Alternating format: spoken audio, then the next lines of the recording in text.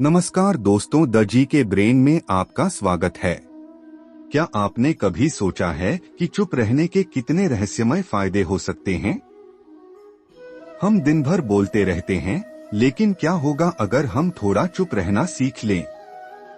आज हम आपको बताएंगे कि चुप रहना क्यों जरूरी है और यह आपकी जिंदगी को कैसे बदल सकता है। चुप रहना मानसिक शांति का सबसे बड़ा राज है। जब आप कम बोलते हैं तो आपका दिमाग कम थकता है और आपको अंदरूनी शांति मिलती है। कई योगी और संत ध्यान के दौरान मौन धारण करते हैं क्योंकि इससे मानसिक शक्ति बढ़ती है। जब आप चुप रहते हैं तो आपके पास चीजों को गहराई से समझने का समय होता है। बोलने से पहले सोचना एक अच्छी आदत मानी जाती है और जो व्यक्ति कम बोलता है उसकी सोचने की क्षमता दूसरों से अधिक होती है। मौन वही धारण कर सकता है जिसने जीवन को सही मायने में समझा हो। जो व्यक्ति कम बोलता है उसकी बातें अधिक प्रभावशाली होती हैं। अगर आप हर समय बोलते रहेंगे तो लोग आपकी बातों को गंभीरता से नहीं लेंगे, लेकिन जब आप सोच समझकर बोलते हैं तो लोग आपको ध्यान से सुनते हैं और आपकी इज्जत करते हैं। महात्मा गांधी ज्यादा नहीं बोलते थे, लेकिन जब भी वे बोलते पूरा देश सुनता था। कई बार बहस और गुस्से में लोग ऐसी बातें कह देते हैं जिनका उन्हें बाद में पछतावा होता है, लेकिन अगर आप चुप रहना सीख जाएं, तो आप अनावश्यक विवादों से बच सकते हैं और अपनी ऊर्जा बचा सकते हैं। सनातन धर्म, बौद्ध धर्म और कई अन्य परंपराओं में मौन को शक्ति का प्रतीक माना गया है।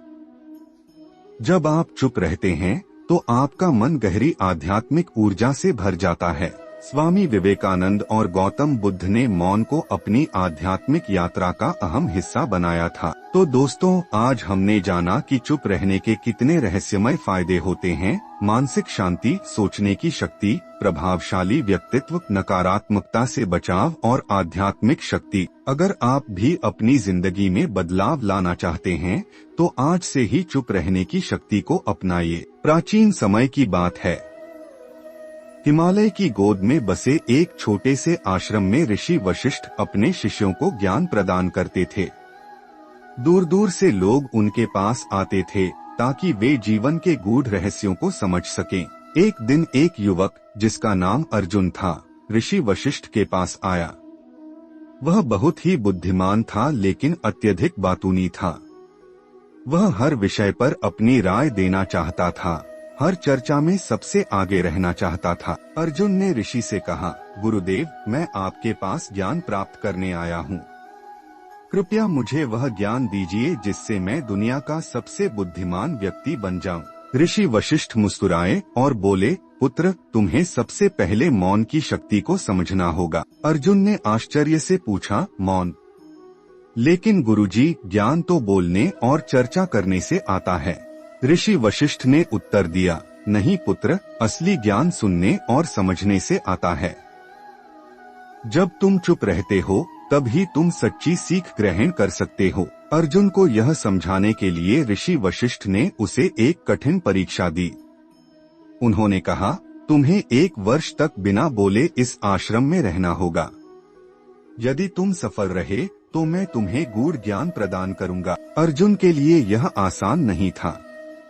पहले कुछ दिन उसने खुद को रोकने की कोशिश की, लेकिन जैसे ही उसे कोई विषय रोचक लगता, वह बोलने के लिए आतुर हो जाता। कई बार वह स्वयं को समझाने की कोशिश करता कि उसका बोलना जरूरी है, लेकिन हर बार उसे ऋषि वशिष्ठ की बात याद आती, मौन ही सच्ची शक्ति है। धीरे धीरे वह अपनी आदत बदलने लगा।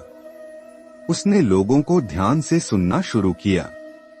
वह देखता कि जब लोग बहस करते हैं तो कोई भी वास्तव में किसी की बात नहीं सुनता, लेकिन जब वह चुपचाप बैठा रहता तो लोग स्वयं उसकी राय जानने के लिए आतुर हो जाते। कुछ महीनों बाद आश्रम में रहने वाले अन्य शिष्य अर्जुन के पास आकर सलाह मांगने लगे। उन्हें लगने लगा कि अर्जुन की चुप्पी में एक रहस्य छिपा है। वह जब भी कुछ कहता, वह बहुत सोच समझकर कहता और उसकी बातें अत्यंत प्रभावशाली होती। 1 साल पूरा हुआ और अर्जुन ने अपने गुरु के सामने उपस्थित होकर विनम्रता से सिर झुका दिया। ऋषि वशिष्ठ ने मुस्कुराकर पूछा, पुत्र, अब बताओ तुमने इस वर्ष क्या सीखा? अर्जुन ने उत्तर दिया, गुरुदेव, मैंने सीखा कि मौन केवल शब्दों की अनुपस्थिति नहीं है, बल्कि यह आत्मनियंत्रण और आत्मावलोकन की सर्वोच्च स्थिति है। जब मैं चुप रहा तो मुझे समझ आया कि सच्चा ज्ञान तभी आता है जब हम खुद को सुनना सीखते हैं। ऋषि वशिष्ठ ने संतोषपूर्वक कहा, अब तुम वास्तव में सीखने के योग्य हो। तुम्हारा मौन तुम्हारी बुद्धिमानी बन गया है। यही मौन तुम्हें महान बनाएगा। इस कहानी से हमें यह सीख मिलती है कि मौन केवल बोलने से बचने का नाम नहीं है, बल्कि यह आत्मनियंत्रण और समझदारी का प्रतीक है। जब हम मौन धारण करते हैं तो हम केवल सुनते नहीं बल्कि गहराई से समझते भी हैं। जो व्यक्ति चुप रहने की कला सीख जाता है वह जीवन में हर परिस्थिति को धैर्य और बुद्धिमानी से संभाल सकता है। मनुष्य को प्रकृति ने बोलने की शक्ति प्रदान की है, लेकिन इसका अर्थ यह नहीं कि हर समय बोलना आवश्यक है। कई बार चुप रहना बोलने से अधिक प्रभावशाली और लाभदायक होता है। चुप्पी न केवल आत्मनिरीक्षण का माध्यम है, बल्कि यह व्यक्ति की मानसिक शांति, सामाजिक प्रतिष्ठा और आध्यात्मिक उन्नति के लिए भी अत्यंत आवश्यक है। महात्मा गांधी, गौतम बुद्ध और स्वामी विवेकानंद जैसे महान व्यक्तियों ने मौन को अपनी दिनचर्या का एक महत्वपूर्ण हिस्सा बनाया था। इस निबंध में हम चुप रहने के रहस्यमय और गूढ़ लाभों को विस्तार से समझेंगे। आज के समय में तनाव और चिंता हर व्यक्ति की जिंदगी का हिस्सा बन चुके हैं। जब हम लगातार बोलते हैं तो हमारा मस्तिष्क अतिरिक्त रूप से सक्रिय रहता है, जिससे मानसिक थकान होती है। जब हम चुप रहते हैं तो हमारा दिमाग कम थकता है और हमें शांति का अनुभव होता है। कम बोलने से हमारा ध्यान इधर उधर भटकने के बजाय मुख्य कार्यों पर केंद्रित रहता है। जब हम कम बोलते हैं तो हम अधिक सोचते हैं, जिससे हमारी निर्णय लेने की क्षमता बेहतर होती है। चुप रहना केवल बाहरी शांति नहीं लाता, बल्कि यह आत्मनिरीक्षण का भी एक प्रभावी साधन है। जब व्यक्ति मौन धारण करता है तो वह अपनी कमियों और योग्यताओं को पहचान पाता है। मौन से व्यक्ति अपने विचारों को नियंत्रित कर सकता है और सही गलत में भेद कर सकता है। थस भी आध्यात्मिक साधनाओं में मौन का विशेष महत्व है। ऋषिमुनि और साधु संत मौन रहकर ही ईश्वर से जुड़ने की कोशिश करते थे। जब हम कम बोलते हैं तो अनावश्यक वाद विवाद से बचते हैं, जिससे मन की शांति बनी रहती है। कम बोलने वाले व्यक्ति अधिक प्रभावशाली होते हैं। जब कोई व्यक्ति ज्यादा बोलता है तो उसकी बातें कम महत्वपूर्ण लगने लगती हैं। इसके विपरीत जो व्यक्ति कम और सोच समझकर बोलता है उसकी बातें लोग ध्यान से सुनते हैं। बोलने से अधिक सुनने की आदत विकसित होती है। अच्छे श्रोता को समाज में अधिक सम्मान मिलता है। कम बोलने से शब्दों का महत्व बढ़ता है और लोग उन्हें गंभीरता से लेते हैं। जब हम चुप रहते हैं तो बेकार की बहस और झगड़ों से बचे रहते हैं।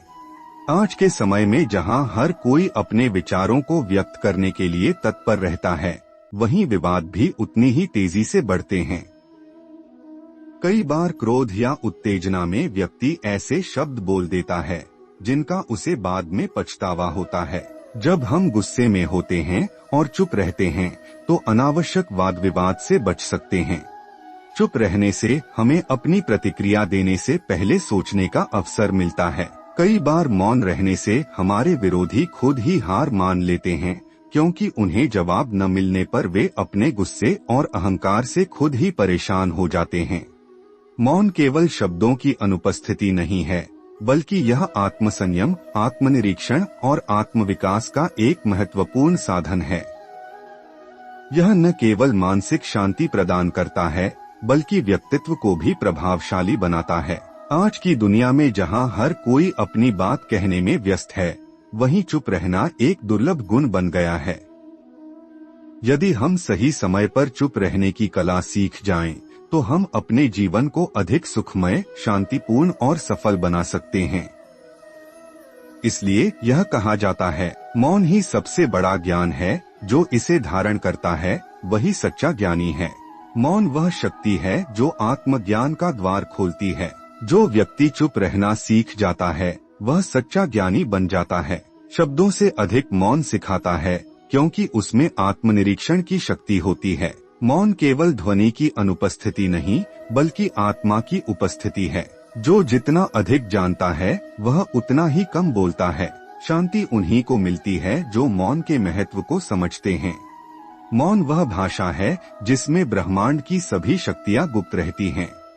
जो व्यक्ति मौन में रह सकता है वह अपने जीवन को नियंत्रित कर सकता है। शब्द सीमित हैं, लेकिन मौन अनंत संभावनाओं से भरा हुआ है। सच्चा ज्ञान मौन में बसता है, शब्दों में नहीं। मौन वह दवा है जो मन को शांत और आत्मा को मजबूत बनाती है।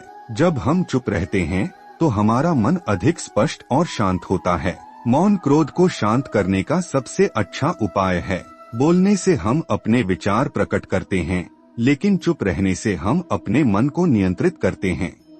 मौन मन को एकाग्र और स्थिर बनाता है। मौन का अभ्यास मानसिक स्वच्छता का सबसे बड़ा साधन है। सच्ची शांति शब्दों में नहीं, बल्कि मौन में मिलती है। जो मौन को अपनाता है वह तनाव और चिंता से मुक्त हो जाता है। मौन वह साधन है जो हमें आत्म साक्षात्कार की ओर ले जाता है। बोलने से हम बाहरी दुनिया को समझते हैं, लेकिन मौन से हम खुद को समझते हैं। जो व्यक्ति चुप रहने में सक्षम है वही सबसे बड़ा विजेता होता है। बुद्धिमान व्यक्ति वही है जो सोच समझकर बोलता है और अधिकतर समय चुप रहता है। मौन आत्मसंयम का सबसे बड़ा संकेतक है। बेवजह बोलना शक्ति को नष्ट करता है, जबकि मौन शक्ति को बढ़ाता है।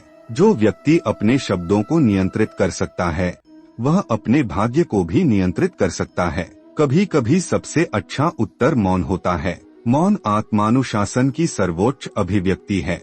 जब शब्द व्यर्थ हो जाते हैं तब मौन ही एकमात्र विकल्प बचता है। सही समय पर चुप रहना बोलने से अधिक बुद्धिमानी है। कम बोलने वाला व्यक्ति ज्यादा प्रभावशाली होता है। जो व्यक्ति मौन को अपना लेता है वह समाज में अधिक सम्मानित होता है। मौन वह हथियार है जिससे आप किसी भी तर्क में जीत सकते हैं। बहस में मौन रहने वाला व्यक्ति ही सबसे अधिक समझदार होता है। जब सब बोल रहे हों तब चुप रहना ही सबसे बड़ी कला है। बुद्धिमान व्यक्ति मौन में ताकत खोजता है, जबकि मूर्ख अधिक बोलकर अपनी कमजोरी उजागर करता है। असली प्रभावशाली व्यक्ति वही होता है जिसकी मौन उपस्थिति भी सबको प्रभावित करे। कई बार मौन रहने से अधिक मजबूत संदेश दिया जा सकता है। मौन समाज में आपकी गंभीरता और परिपक्वता को दर्शाता है। जो जितना अधिक शांत रहता है वह उतना ही अधिक सफल होता है। शब्दों से घाव लगते हैं, लेकिन मौन से घाव भरे जा सकते हैं। ईश्वर से बात करने का सबसे अच्छा तरीका मौन में प्रार्थना करना है। भगवान से जुड़ने के लिए मौन सबसे उत्तम साधन है। महान संत और ऋषि मौन के माध्यम से ज्ञान प्राप्त करते थे। मौन ध्यान का सबसे महत्वपूर्ण अंग है। जो व्यक्ति मौन में रह सकता है वह परम आनंद का अनुभव कर सकता है। मौन आत्मा को परम शांति की ओर ले जाता है। मौन वह मार्ग है जो हमें आध्यात्मिक उन्नति की ओर ले जाता है। जो व्यक्ति मौन में रहकर भी सब कुछ समझ सकता है वह सच्चा ज्ञानी है। मौन में वह शक्ति है जो हमें स्वयं से जोड़ती है। सभी उत्तर मौन में छिपे होते हैं, बस हमें उन्हें सुनने की कला आनी चाहिए। मौन केवल शब्दों की अनुपस्थिति नहीं है, बल्कि यह एक अद्भुत शक्ति है जो जीवन को अधिक शांतिपूर्ण, प्रभावशाली और सफल बना सकती है। यदि हम चुप रहने की कला सीख लें तो हम मानसिक शांति, आत्मनियंत्रण और सामाजिक सम्मान प्राप्त कर सकते हैं। दोस्तों, अगर आपको ये वीडियो पसंद आया हो तो कमेंट बॉक्स में कमेंट कीजिए और द जी के ब्रेन को सब्सक्राइब करें। बेल आइकन की बटन को दबाना ना भूलिए। धन्यवाद।